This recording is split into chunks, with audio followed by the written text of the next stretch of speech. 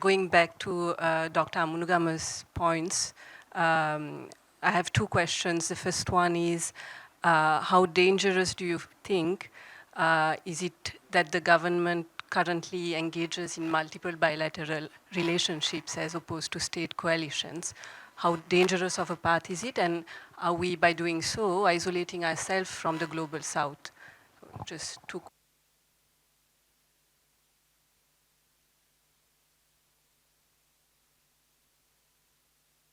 Following up on Dr. Gunarsekara's, on the points he made and all the all the wisdom that he just imparted, I just would like to ask, pose a question to Kusum. Also, touching on what Diane mentioned about the concept of radicalism. You touched on the Ukraine-Russia war and said that this lack of intervention in the direction they're heading in could create a radical situation where we have someone worse than Putin, right? And so there's a lack of intervention there. Right. People might ask, where was that good guy, Putin, right? Right. So touching on those two topics, my question to Kusum is there any way or any remote possibility where, in an effort to avoid any sort of radicalism, what's going to happen in the next couple of months, for Sajid, as leader of the party, to get rid of his, extreme right-wing elements and lay out a hand to the NPP to forge some kind of alliance where we could end up in a situation where we pull them to left of center. And we have a situation where we can move forward with a humanistic approach. We can do reforms with a humanistic approach. Do you think that possibility has any chance of sort of ever happening? I have a few problems with some of the premises of the SJB's conception here. Even Dr. Diane was mentioning before that the SJB has gone away from the center towards the right. So for me personally, as I said before, I'm going to vote her, despite having broadly center-left sympathies. I've had my problems with the center-left, that's why I've never been able to vote for them. So I personally see the SJB as having moderated itself from the UNP.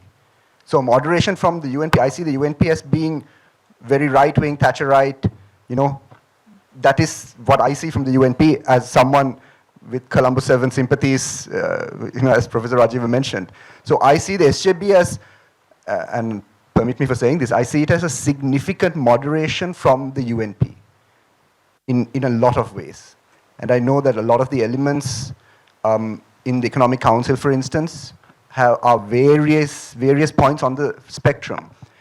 But I think we are expecting quite a lot from what is essentially a breakaway liberal party.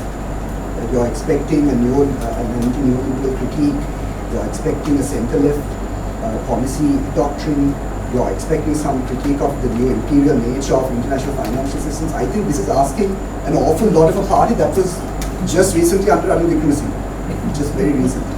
So I think we have to look at these evolutions within some sort of realistic paradigm and expecting the SJB to go in that sense. So I don't want to spend too much time. I mean, I would love to sit here and defend the SJB all day, but maybe not so much in this audience, because I think it'll be tough.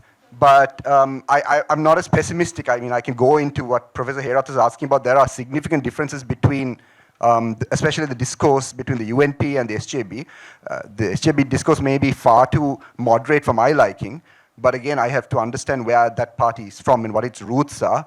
And I think the most hope we can give is that there is significant deliberation within the SJB, which I think leaves space for a lot of maneuvering along the spectrum that we're discussing. So that's part of the answer. And the other thing that I'll just take this 2 minutes if you don't mind. Professor Wijetilleke just mentioned about manifestos, right, and why we're asking for all these plans. But my problem is that Gotabaya Rajapaksa's manifesto was implemented to a fault. It was implemented by the book very quickly.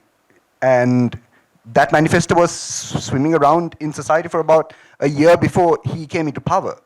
And we had broad elite consensus on tax cuts and various other things that he had, including bringing in state interventionism into the economy, including some of his foreign policy aspects, including the social aspects of the BBS and all that. So despite all that, I know so many people from Colombo within my social circles who still voted for Gotabaya. based on his manifesto, mind you. So I'm not asking, I think when I mentioned the NPP, I was never saying, give me a blueprint, to use the word. What was done about the constitutional reforms? Yeah, sure.